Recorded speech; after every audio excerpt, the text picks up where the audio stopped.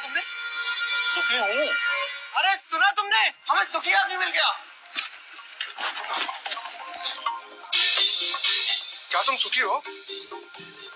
एक ही बात कितनी बार कहूँ? हाँ मैं सुखी हूँ। लेकिन तुम्हारी कमीज कहाँ है? कमीज?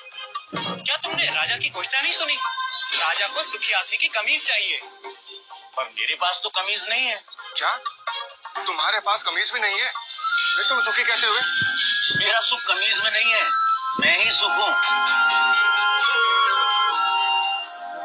अन्नदाता, वह कह रहा था कि उसका सुख कमीज में नहीं है, वह ही सुख है, वह सुखी है, लेकिन उसके पास कमीज नहीं है। बलभद्र, उसे मेरे पास ले आओ। क्यों? क्या राजा को मेरी और मेरी बैलगाड़ी की सेवा चाहिए? पर उसके पास तो हाथी, घोड़े, रथ। पूरा राजा को तुम्हारी बैलगाड़ी या तुम्हारी सेवा नहीं चाहिए। राजा तो तुमसे मिलना चाहते हैं। पर मैं राजा से मिलकर क्या करूंगा? शायद वे तुम्हें पुरस्कार देना चाहते हो। पर मैं राजा से पुरस्कार लेकर क्या करूंगा? शायद पुरस्कार के धन से तुम और सुख पा सको, कमीज खरीद सको। दादा, मैं कमीज के बिना भी सुखी हूँ। और मैंने सुना है कि धन से वस्तुएं मिलती हैं। क्या धन से सुख मिलता है? और जो सुख से भरा हुआ है उसमें और सुख कहाँ से समाएगा? अगर राजा मुझसे मिलना चाहते हैं तो वो यहाँ आ सकते हैं, मैं उनसे मिल लूंगा। गाड़ीवान ने आने से मना कर दिया अन्नदाता। अन्नदाता को उससे मिलना हो तो हुकुम को ही जाना होगा।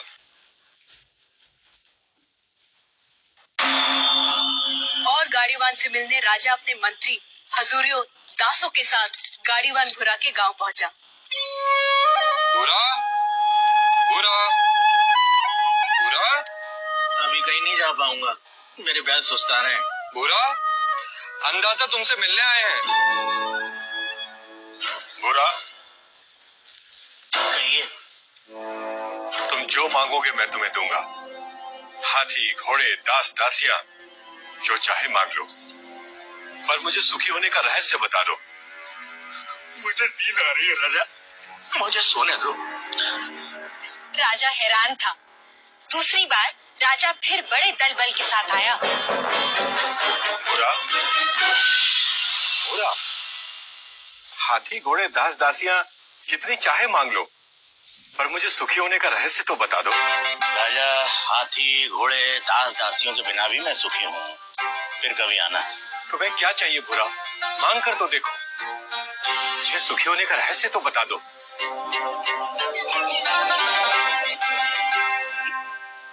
जो स्वयं सुख की खान है, उसे लालच देने का काम मूर्ख ही कर सकता है। जा राजा जा, फिर कभी आना।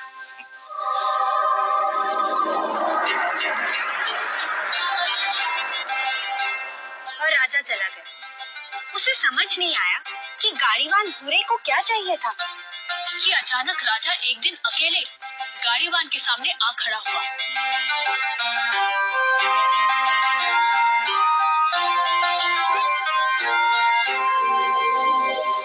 हुकुम। तू फिर आ गया? जब तक आप सुखी होने का रहस्य न बता देंगे, मैं तंग करता रहूंगा। मेरी पीठ खुजा सकेगा? हाँ मालिक।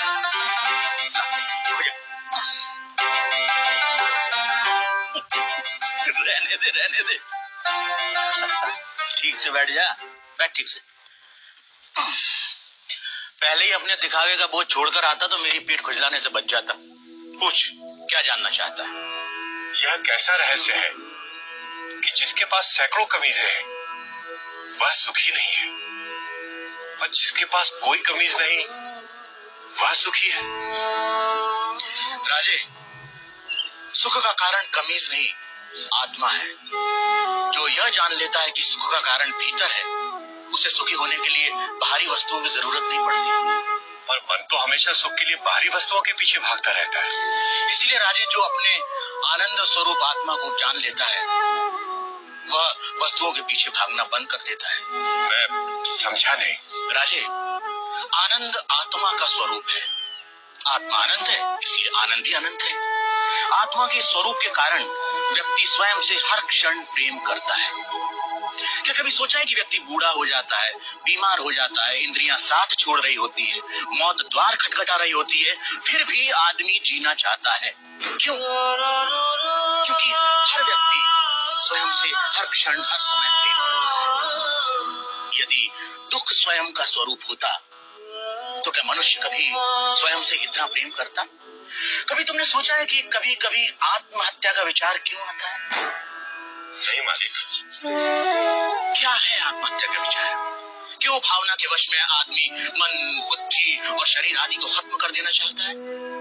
क्योंकि आत्महत्या का विचार भी आत्म प्रेम को ही व्यक्त करता है। जब व्यक्ति दुख और दुख देने वाली स्थितियों से छुटकारा नहीं देखता, तब वह अज्ञानता में आत्महत्या को ही दुखों से छुटकारा पाने का रास्ता समझता है। इतना है मनुष्य का स्वयं के प्रति प्रेम कि वह अपने अस्तित्व को भी समाप्त कर देना चाहता है।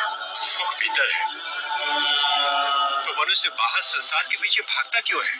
क्योंकि वह स्वयं से प्रेम करता है। मनुष्य जिसकी भी अभिलाषा करता है, चाहे वह धन हो या वैभव, पत्नी, पति या पुत्र हो, वे सिर्फ उपकरण हैं जिनकी अभिलाषा मनुष्य स्वयं के सुख के लिए करता है। मनुष्य अपनी प्रियतम वस्तु या संबंधी को भी छोड़ देता है यदि वह वस्तु या वे संबंध दुख का कारण हो जाए। इसलिए मनुष्य सबसे अधिक स्वयं से प्रेम करता है। कोई भी व्यक्ति, चाहे वह संसार को पाने या संसार को छोड़ने की राह पर ही क्यों न चल रहा हो, वह स्वयं के लिए ही है। स्वयं के लिए इतना प्रेम कि या तो सारा संसार या संसार नहीं। स्वयं के प्रति इतना प्रेम ही आत्मा के सुख स्वरूप का प्रमाण है। यदि ऐसा नहीं होता तो मनुष्य दुखों से प्रेम करता। क्योंकि अज्ञानतावश हम अपने आनंद स्वरूप को नहीं जानते, इसलिए इस आशा में संसार और वस्तुओं के पीछे भागते रहते हैं कि वह हमें छोटे छोटे सुख देगी। ये ठीक वैसा ही है कि जो सुखों का स्वामी है, राजा है, वह खुद को भिखारी समझ दूसरों से इसकी उम्मीद करता है। यही है अज्ञान की शक्ति। इसलिए राजे, संबंधों का और वस्तुओं का सुख स्थायी नहीं होता, परंतु आत्मा का आनंद असीम होता है। वो कैसे स्थायी है? राजे, जब भी हम किसी प्रिय व्यक्ति या प्रिय वस्तु को देखते हैं तो उससे आनंद होता है। इस आनंद को शास्त्र प्रिय कहते हैं। और जब हम उस वस्तु को पा लेते हैं या उस व्यक्ति से मिल लेते हैं, तब वह आनंद कई गुना बढ़ जाता है। उसे मोद कहते हैं। और जब हम उस वस्तु का उपभोग करते हैं, तब उससे प्राप्त होने वाले आनंद को प्रमोद कहते हैं। परंतु जैसे ही हम उस व्यक्ति या उस वस्तु से अलग हो जाते हैं, वह आनंद भी समाप्त हो जाता है। इसलिए राजे, वस्तुओं का आनंद, व्यक्तियों का आनंद स्थायी नहीं होता, परंतु आत्मा का आनंद स्थायी और अनंत होता है। बुरा व राजा में आनंद पर लंबी चर्चा हुई, जिसे वेदांत में आनंद मीमांसा कहते हैं। सात्विक आनंद, राजसिक आनंद, तामसिक आनंद से लेकर अलग अलग प्राणियों और अवस्थाओं में आनंद की अनुभूति और उसके कारणों की बुरा ने मीमांसा की। पर अंत में राजा ने वह प्रश्न किया जो इस समय हम सबके मन में है।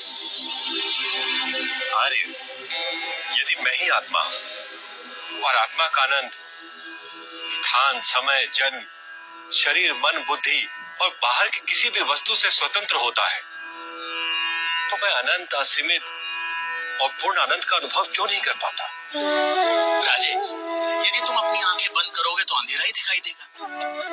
जब तक तुम शरीर, मन, बुद्धि, संसार, वस्तुएं, रस, भाव और विचारों की ओर ही देखोगे, तब तक तुम उस अनंत, असीमित और पूर्ण का अनुभव नहीं कर सकोगे। इसमें गलती आत्मा की नहीं, हमारे दृष्टिकोण की है। इसलिए राजे, यदि सुख चाहते हो तो बाहर नहीं, भीतर देखो। तो सूत्रधार, क्या इसका ये अर्थ हुआ कि सुख की कामना ही आत्मा के आनंद स्वरूप का कारण है? तुमने ठीक समझा नटी। इसीलिए पूरा जीवन हम सुख की तलाश में रहते हैं। आप जो होते हैं, पूरा जीवन उसी की ही खोज करते हैं।